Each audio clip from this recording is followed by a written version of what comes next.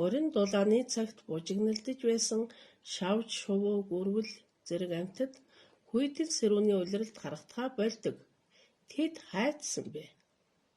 Ичсэн үү? Нүүсэн үү? Эсвэл мөхсөн үү? Ичих гэж юуг хэлэх вэ? Амьтад яагаад ичдэг вэ? Өвөл удаан хугацаагаар гүн орсиж ичдэг ямар амьтдын тухай юу мэдэх вэ? Ямар нь гүн орсиж, ямар нь хөнгөн орсиж ичдэг вэ?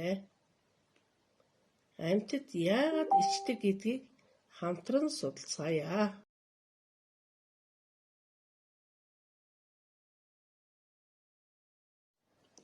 Ичих гэж юу вэ?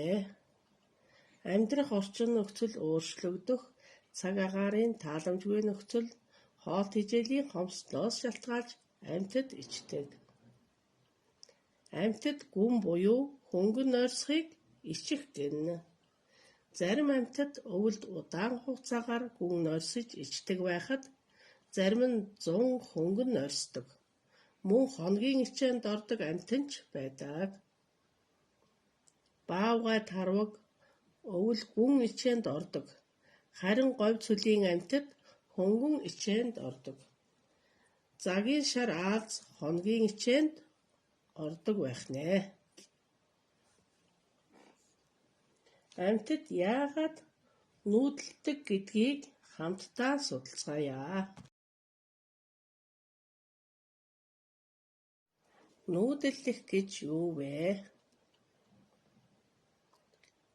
Хүйтний улирал эхлэхэд усны шувуу гангар гунгар дуугаран зэллэн нисдэг. Тэд хайцсан бэ? Яах гэж дулаан орныг зорьсон бэ?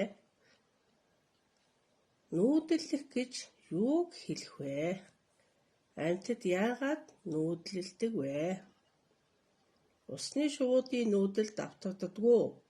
Ийм нүүдлийг юу гэж нэрлэх вэ? Зарим амьтад улирлаас хамааран уулын билээс орой руу, оройгоос бил рүү урууддаг. Тэд нүүсэн үү? Амьтад гал туймар, үер ус, байгалийн тохиромжгүй нөхцлөөс дайжин цугтдаг. Энэ нь нүүдэл мөн үү? Усны шувууд зуны дараа дулаан орн руу нүүдлэлдэг. Зээр байгалийн гэнэтийн үзэгдэлийн үед сүргэлэн нүүдлэлдэг. Загас өвөл усны гүнд өвөлжөөд хавар олноороо нүүдлэлдэг.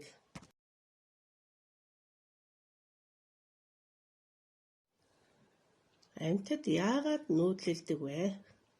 Амьдрах орчин нөхцөл өөрчлөгдөхөд үржих гэсэн хоёр шалтгааны улмаас нүүдлэлдэг. Усны шувуудын нүүдэл давтагддаггүй. Ийм нүүдлийг юу гэж нэрлэх вэ? Тодорхой давтамжтай нүүдлийг довтмол буюу давтагдах нүүдэл гэнэ. Зарим амьтад улирлаас хамааран уулын орой руу, оройгоос бил рүү урууддаг. Тэд нүүсэн үү? Зарим амьтад улирлаас хамааран уулын билээс орой руу, оройгоос бил рүү урууддаг. Үүнийг босоо нүүдэл гэнэ. Харин зарим нь нутаг сэлгэн гэнэтийн нүүдэл хийдэг.